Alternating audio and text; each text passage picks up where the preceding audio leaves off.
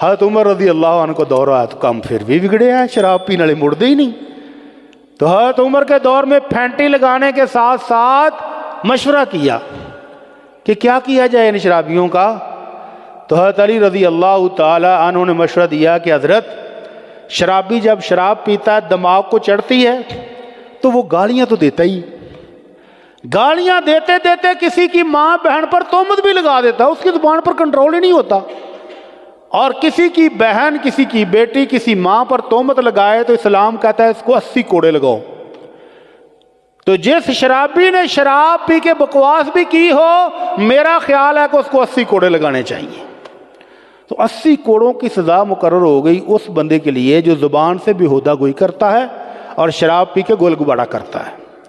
شراب پینے کے بعد چچا کے گھر میں گھس کے گالیاں دیں، ایک قتل ہوا، چچا کے بیٹوں نے مارا کہ اس نے گالیاں دی ہیں ہمارے گھر آ کر، انہوں نے اس کو مارا۔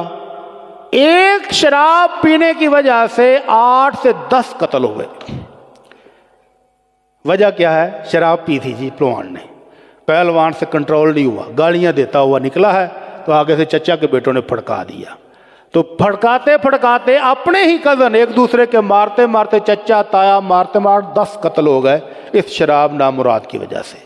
اس لیے اللہ کے نبی صلی اللہ علیہ وسلم سے جب ایک صحابی نے پوچھا اللہ کے نبی ہم اس کو بطور دعا استعمال کرتے ہیں، آپ نے فرمایا دعا نہیں ہے، انما ہوا داء، یہ تو بیماریوں کی ماں ہے، یہ تو بیماری کا علاج کب ہے؟ کہتے ہیں شراب ہے یہ دوائیوں میں استعمال ہوتی ہے تو بطور علاج استعمال ہوتی نہیں، آپ نے فرمایا دوائیوں کا علاج نہیں ہے، یہ تو خود بیماری ہے۔ بیماری جب اللہ کے نبی نے قرار دے دی تو پھر اس میں کوئی گنجائش باقی نہیں رہتی۔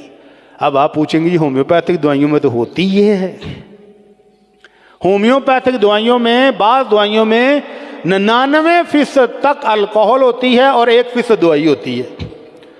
اب ان ڈاکٹروں سے پوچھا جائے تو وہ کہتے ہیں جی اس کو صرف سیو کرنے کے لیے ہوتی ہے، اس کے اندر شامل نہیں ہوتی، جیسا ہی آپ ڈبی کھولتے ہو تو وہ اڑ جاتی ہے، اللہ ہی جانے اڑتی ہے کہ نہیں اڑتی۔ بہرحال ہومیوپیتھک دوائیوں سے اگر بچنا ممکن ہو تو بچ جانا ہی بہتر ہے۔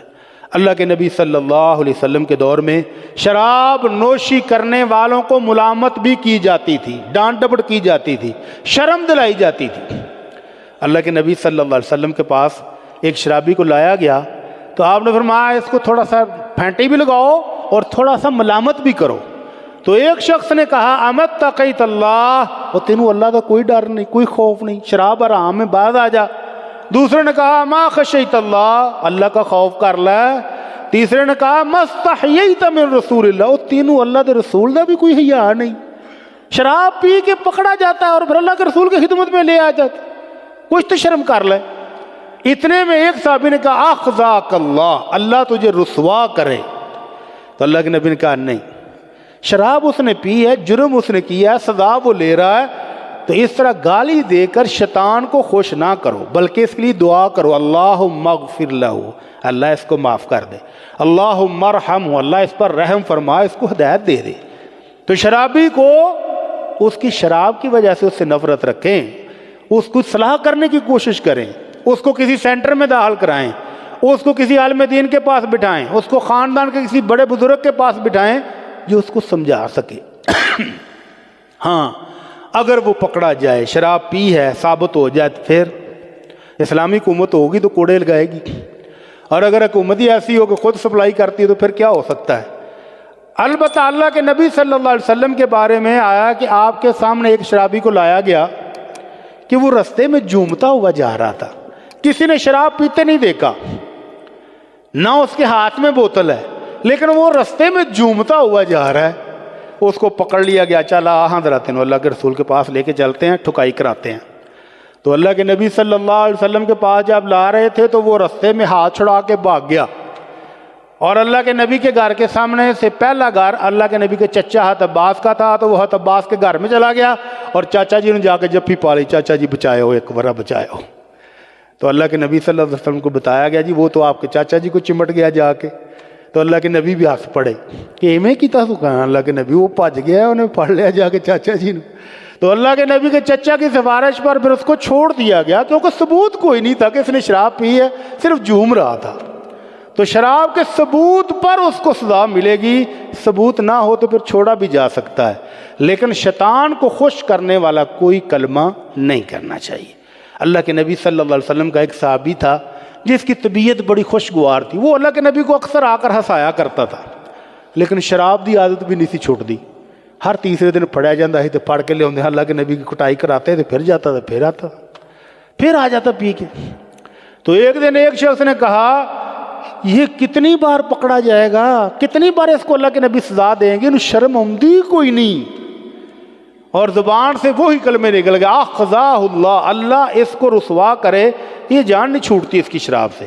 تو اللہ کے نبی نے فرمایا لا تعین علیہ الشیطان، شیطان کو خوش کرنے والے کلمات نہ کہو، اس کے لیے دعا کرو، اس کے لیے بخشش کی دعا کرو۔ اور فرمایا کہ جس بندے نے کوئی بھی جرم کیا ہو اور دنیا میں اس کو سزا مل گئی تو وہ سزا اس کے گناہ کا کفارہ بن جائے گی، آخرت میں اس کے لیے معافی ہو جائے گی۔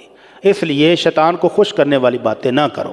البتہ وہ شخص جو شراب پیتے پیتے چلا گیا ہے اور اس نے توبہ نہیں کی، شراب پیتا رہا ہے اور توبہ کیے بغیر دنیا سے چلا گیا، تو اللہ کے نبی صلی اللہ علیہ وسلم فرماتے ہیں ان علی اللہ عہدن، اللہ نے یہ عہد کیا ہوا ہے کہ جس بندے نے دنیا میں شراب پی، توبہ نہیں کی، قیامت والے دن اللہ جہنمیوں کے زخموں سے نکلنے والی پیپ اس کو پلائے گا۔